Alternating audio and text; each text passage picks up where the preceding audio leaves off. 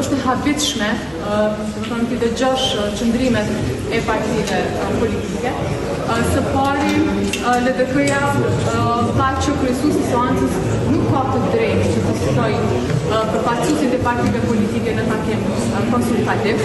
Ju lutem ta keni parasysh që me regulorën e punës kuvendit debati në seancën konstituive nuk lejohet, pra është ndaluar dhe teksohet shprehimisht. Duke qenë që ky debat, diskutimi në seancën konstituive është i ndaluar, nuk mundet që të zhvillohet në seancën e kuvendit. Pra nuk mund të ketë debat të partive politike, të grupeve gjithësisht që ende nuk janë formalizuar, të kuvendit pra që të diskutojnë aty për situatën aktuale. Duke qenë kështu, ne kemi përshëndetur ftesën e kryesuesit të seancës, ne ishim të pranishëm në këtë takim.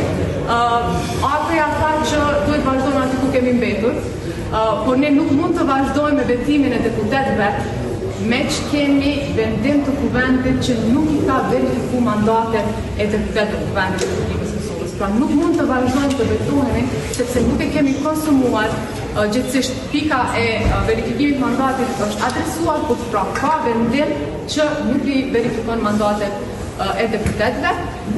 Në anën tjetër, befasia e radhës ishte PDK-ja që kërkoi dorëheqjen tonë. Pra sërish, Partia Demokratike e Kosovës tha dorëzoni dorëheqjen.